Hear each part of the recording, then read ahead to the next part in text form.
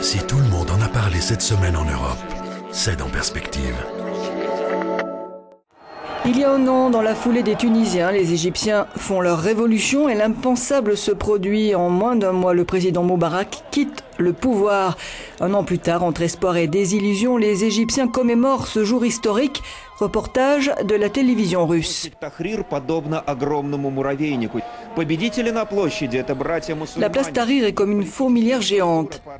Il y a les vainqueurs, les frères musulmans. Leur courant politique, le parti Justice et Liberté, a obtenu près de la moitié des sièges au Conseil national fraîchement élu.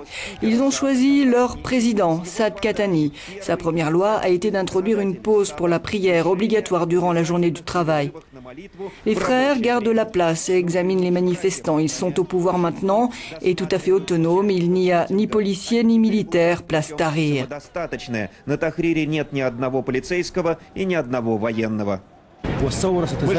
Nous espérons que nos frères au Parlement vont prendre des mesures décisives pour relancer nos traditions, notre culture, notre religion dans ce pays. De grandes affiches montrent un homme barbu portant des lunettes de soleil. C'est le cheikh Amer Abdelrahman, le chef spirituel du parti salafiste radical Nour. Il dispose du tiers des sièges au Parlement. Cracher sur le drapeau israélien et le piétiner fait partie de leur politique étrangère.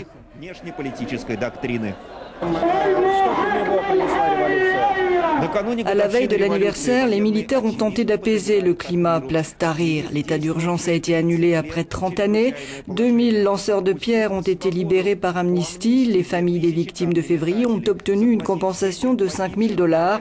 Le droit à légiférer a été donné à un parlement nouvellement élu. Mais la situation est encore tendue. Les manifestants exigent le retrait du maréchal Tantaoui.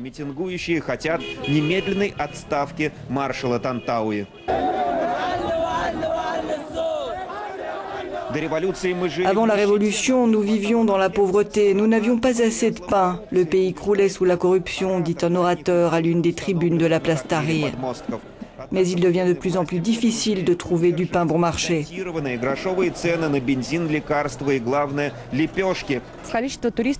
Le tourisme est beaucoup moins important maintenant, non seulement pour notre entreprise, mais partout dans le pays. Hôtesse dans un restaurant du Caire, Marina, qui est une ancienne moscovite, songe à rentrer en Russie avec son mari Kassan. Du temps de Moubarak, il y avait au moins une certaine stabilité. Maintenant, les choses ont radicalement changé. La place est envahie de gens. Les manifestations continuent. Aucun représentant des autorités n'est en vue. La parade militaire promise a été annulée. La place Tahrir ne peut pas contenir tous les gens venus célébrer cet anniversaire. Une foule énorme, drapée d'un grand drapeau égyptien, est partie en direction du centre-ville où se trouvent tous les bâtiments gouvernementaux. De nouveaux défis sont attendus après la célébration. Élection de la Choura, la chambre haute du Parlement, référendum sur la nouvelle constitution et enfin élection du président. Un processus qui sera finalisé dans 6 mois. Après cela, vraisemblablement, nous aurons une Égypte complètement nouvelle, inconnue jusqu'ici. Sergei Pashkov, Andrei Popov, Igor Gorelek, Vesti, из Каира.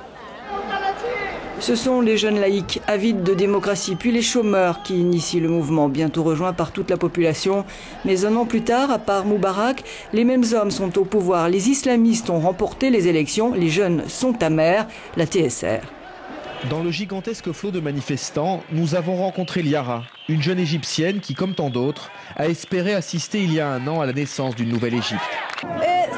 C'est le moment où j'ai senti que j'appartiens à cette terre, que je peux lever la tête haut et que je suis fière d'être égyptienne.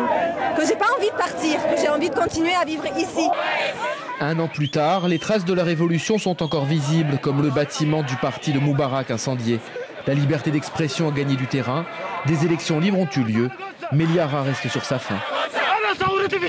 On a enlevé Moubarak, c'est tout, c'est le seul changement qui a eu lieu. Après, nous on voulait démolir le système et recommencer à bâtir une nouvelle Égypte, celle qu'on mérite. Et ben on l'a pas. L'Égypte dont rêve Liara et ses amis, c'est un pays débarrassé d'un pouvoir militaire qui a multiplié les brutalités depuis la Révolution. Les manifestants appellent les Égyptiens à les rejoindre, mais beaucoup sont fatigués de se battre. Ils n'ont pas envie de voir que les choses n'ont pas changé parce que Ils veulent que la vie continue parce que c'est ainsi qu'on a été éduqués. On a appris à accepter la toute-puissance de celui qui est en tête du pouvoir. Et c'est la figure du père qui est là, on ne peut pas se révolter contre eux. Et puis ça suffit ce qui s'est passé. Mais on n'a rien obtenu. Et il faut continuer ce qu'on a commencé. Liara sait que la place Tahrir est surtout remplie de compatriotes qui aspirent désormais au calme et à la reprise de l'activité économique. Mais elle ne voit d'autre issue que la lutte politique pour son peuple. Il y a du boulot à faire et on est là pour se battre, il ne faut pas baisser les bras. Je veux dire, on n'a pas le luxe de dire, le luxe d'être pessimiste si vous voulez. On ne peut pas. Maintenant, si on devient pessimiste, on est mort. Elles étaient là aussi il y a un an et elles ont joué un rôle de premier plan, malmenées, voire agressées par les militaires et certains Égyptiens pendant la révolte. Qu'en est-il de leur place dans la société aujourd'hui? La TVE a enquêté. Il n'y a pas eu que les jeunes, elles aussi ont été les protagonistes de la révolution. Beaucoup de femmes ont participé aux manifestations qui ont abouti à la chute de Moubarak et aux mouvements qui ont mené au changement. C'est le cas de Yara Salam de l'organisation féministe Nasra.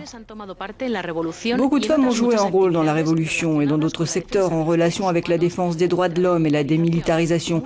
Et beaucoup d'entre elles se sont transformées pour la première fois en activistes. Cette image d'une manifestante semi-nue et frappée en décembre dernier au Caire a fait le tour du monde et poussé beaucoup de femmes sur le pied de guerre contre la brutalité du régime militaire. Cela nous a donné une force incroyable. Surtout, nous sommes toutes sorties dans les manifestations, disant que nous sommes comme une ligne rouge. Personne ne peut la franchir. Plus de la moitié de la société égyptienne est constituée de femmes. Pourtant, elles n'occupent que 2% des sièges dans le nouveau Parlement, à large majorité islamiste. Si les salafistes font une coalition avec les frères musulmans, cela veut dire que nous allons avoir une majorité radicale au Parlement. Et dans ce cas, nous autres, nous allons être les premières à souffrir. Mais elles ne sont pas disposées à jeter l'éponge et elles pensent continuer à lutter pour obtenir une égalité qui est encore loin. La révolution et la répression exercée par la junte militaire ont servi de détonateur pour qu'en Égypte se créent plus d'organisations de défense des droits des femmes conscientes qu'avec les islamistes, elles ont devant elles un long chemin à parcourir.